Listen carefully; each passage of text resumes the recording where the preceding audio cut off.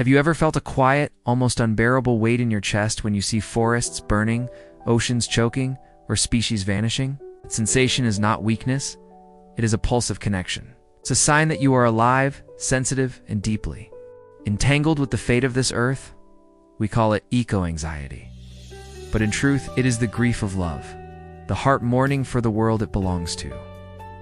We live in a time when news cycles bombard us with devastation, where silence becomes heavier than noise, and where many of us pretend not to care, only to hide the unbearable truth. Yet, what if I told you that this pain is sacred? That within this trembling lies the seed of our greatest awakening. Eco-anxiety is not an illness. It is a response of sanity to an insane system. It is the body refusing to numb itself to destruction, the psyche crying out that something precious is being lost. To feel eco-anxiety is to recognize that you are not separate, that the rivers run through you, that the trees breathe into you, that every wound inflicted on the earth reverberates within your soul. In this video, we will walk together through the landscapes of grief and resilience, exploring not only the shadows of eco-anxiety, but also the hidden light it carries. You will discover how this pain, instead of paralyzing you, can become fuel for compassion, clarity, and collective transformation. But before we dive deep, I ask you, if these words touch your heart, if you too have felt the silent ache for the earth, then like this video, share it with someone who needs to hear this, and subscribe to this channel. Because together, we are weaving not just content, but a community of souls awake to the call of the world. Asterisk. The invisible weight of eco-anxiety asterisk. There's a silent tremor that runs beneath the skin of our modern lives. Quiet unease that we often cannot name. It is not just stress, nor is it only fear. It is something deeper, more primal, more collective. This tremor has a name: eco-anxiety. Eco-anxiety is the restless ache of witnessing a world unraveling, oceans rising, species vanishing. It is not just a concept. It is a pulse in the heart, a lump in the throat, a heaviness in the chest that whispers, things are not as they should be. Many people mistake eco-anxiety for weakness, as though caring too much about the earth is a flaw. But in truth, it is not a pathology. It is a sign of connection. To feel eco-anxiety is to prove that you are still alive to the threads that bind us all. Imagine standing in a forest that has stood for centuries, only to hear the sound of chainsaws echoing in the distance. The grief that rises within you is not just personal, it is the earth weeping through you. Eco-anxiety is the echo of that cry, and yet we are told to numb ourselves, to move on, to scroll past the images of floods and fires. But repression does not erase reality, it only buries our vitality deeper. Co-anxiety festers when we pretend not to feel. Joanna Macy reminds us that pain for the world is not an enemy to be conquered, but a doorway to deeper aliveness. When we allow ourselves to feel eco-anxiety fully, we discover that beneath the grief lies a fierce love for life itself. Asterisk. What if eco-anxiety is not a burden, but a compass? A signal pointing us toward what truly matters. Every pang of unease, every restless night, every tear shed for the earth is a reminder that we belong, that we are interwoven with all that lives. Consider this. Eco-anxiety is not separate from you. It is part of your nervous system resonating with the planet. Just as trees communicate through hidden fungal networks, your emotions are part of the Earth's feedback loop. You are listening to her call. The weight of eco-anxiety can feel unbearable at times, as though the sky itself is pressing down on your shoulders. But in that heaviness lies a profound truth. You are not isolated. The grief you feel is shared by millions around the globe, and shared grief is not despair, it is potential. When people come together to name their pain for the world, what begins as sorrow transforms into solidarity. The invisible weight becomes a bridge between hearts. Eco-anxiety asks us a daring question. Will we allow our sorrow to paralyze us, or will we let it awaken us? It is the choice between numbness and presence, between resignation and resilience. To carry eco-anxiety is to carry the knowledge that the world's wounds are also your own. But this is not a curse, it is initiation. The earth is inviting you into a deeper level of participation. Perhaps this is why eco-anxiety hurts so much, because it strips away the illusion of separation. It dissolves the comfort of indifference and demands that you see, feel, and respond. And so, eco-anxiety is not the end of your story. It is the beginning of a transformation. In its raw ache, you hold the seed of a new consciousness, one rooted in interdependence and fierce love for all beings.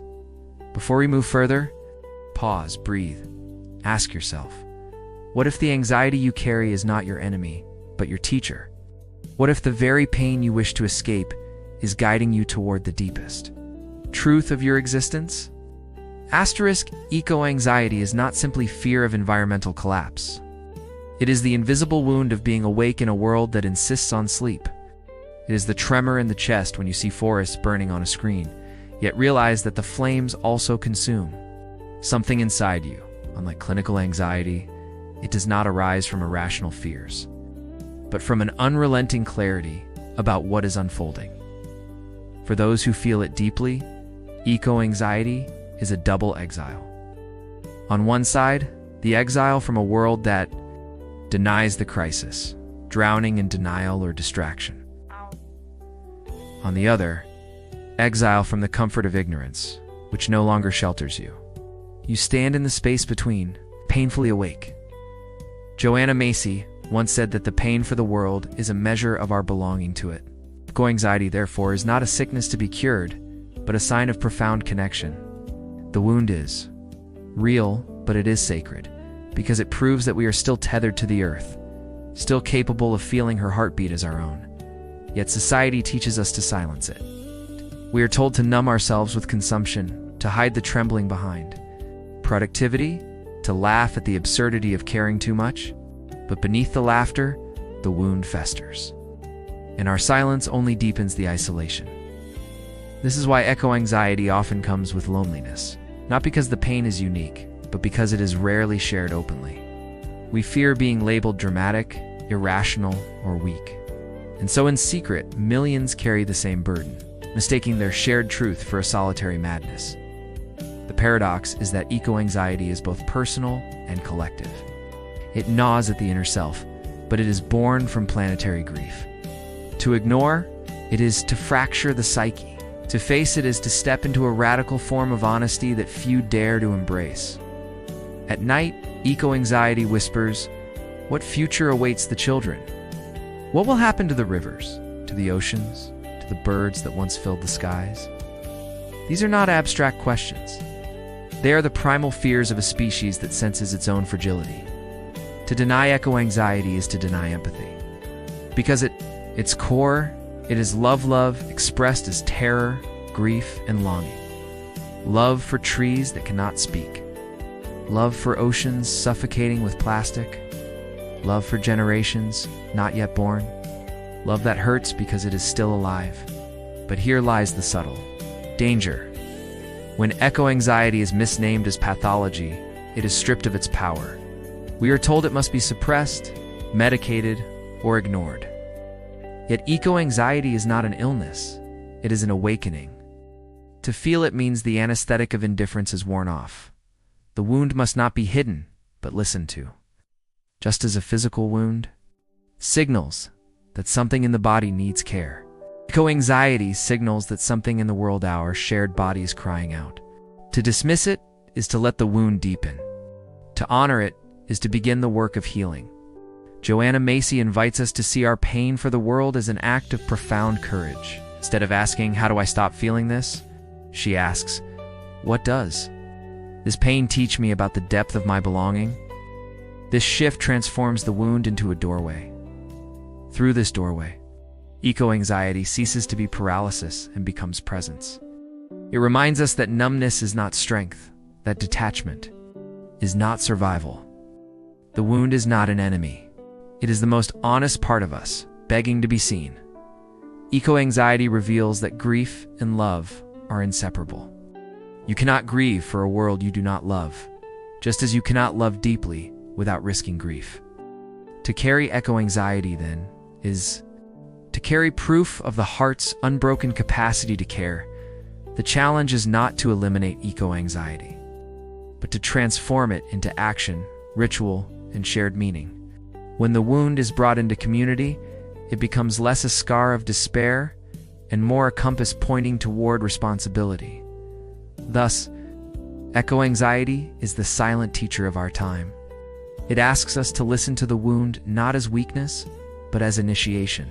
In the trembling, in the grief, in the unspeakable dread, we discover that we are not separate from the earth's fate. We are her trembling, her grief, her unspeakable dread, and also, perhaps, her possibility of renewal. Eco-anxiety is a gateway, not a pre-sown. Eco-anxiety is often misunderstood as weakness, but in truth, it is a doorway. It reveals that you are awake, that you still care, that your heart refuses to be numb in a world drowning in denial. To feel grief for the earth is to prove you are alive with empathy. Instead of suppressing this grief, Joanna Macy teaches us to honor it. When we sit with the pain, it transforms into clarity. Tears become signals of connection. Anxiety becomes evidence of belonging. And despair begins to shape itself into courage. Eco-anxiety is not the enemy. Indifference is. Fear is not a curse, but a compass showing us what truly matters. Each tremor of unease is an invitation to remember. You are not separate from the forests, the rivers, the sky. You are part of them. In a culture obsessed with numbing and distraction, your eco-anxiety is proof of your depth. It says, I will not look away. And in refusing to look away, you join the lineage of those who turn pain into action and anxiety into awakening. So the question is not how to escape eco-anxiety, but how to let it carve you into someone stronger, braver, more tender, and more alive. Asterisk from despair to collective power. Despair isolates, but when shared, it becomes a bridge. Eco-anxiety is not meant to be carried alone. When we gather in circles, in movements, in whispered conversations of truth, the weight begins to shift. Grief transforms into solidarity, and fear dissolves into belonging. Joanna Macy calls this the work that reconnects. It is the practice of remembering that we are threads in a vast web, not solitary knots. Alone, despair feels unbearable. Together, it becomes fuel for transformation. Every act of courage, whether planting a tree, protecting a river, or speaking truth in a room, full of silence, ripples beyond your sight. The earth does not ask for perfection, only participation. Anxiety softens when we act, because action reminds us we are not powerless. This is the alchemy of eco-anxiety, turning paralysis into movement, dread into devotion. It is not about saving the world alone, but about joining a symphony of countless others who refuse to surrender. In this collective field, despair loses its edge. What once felt like a personal burden becomes a shared heartbeat, a rhythm of resilience that no darkness can silence. Asterisk, a new story of Bologna and eco-anxiety is not a sign of weakness. It is proof that your heart is still alive, still attuned to the trembling of the earth. In a culture numbed by consumption, to feel is rebellion. To care deeply is an act of resistance. The old story told us we are separate humans on one side, nature on the other. That story is dying. The new story whispers that we are inseparable. The breath of the forest in your lungs, the memory of rivers in your blood. When you live from this truth, eco-anxiety shifts. It stops being a prison and becomes a compass. It points you toward what matters most, toward the places your love is needed. The future is uncertain, but uncertainty is not an ending, it is an opening. In this opening, you have power to act, to heal, to plant, to protect, to be a living answer to the earth's call. So let eco-anxiety guide you, not into despair, but into belonging. Because the world does not need you numb, it needs you awake, alive, and wildly devoted to the miracle of life. Asterisk, the earth is calling. The earth is not asking you to be fearless. It is asking you to be faithful, not to carry the weight of the world alone. but to carry one seed, one action, one gesture of care. Every drop of love is a tide. Every act of courage is a spark. When you feel the trembling inside your chest, remember it is the same trembling that moves the oceans. You are not a spectator of this story. You are a living chapter of it. The forests breathe in you. The rivers. Remember you, anxiety is not the enemy. Indifference is so. Choose the trembling, choose the ache. Choose the love that refuses to go numb. And when the night feels heavy with despair, lift your eyes. The stars are proof that even in darkness, light persists. This is not the end of the story. This is the moment you step into it.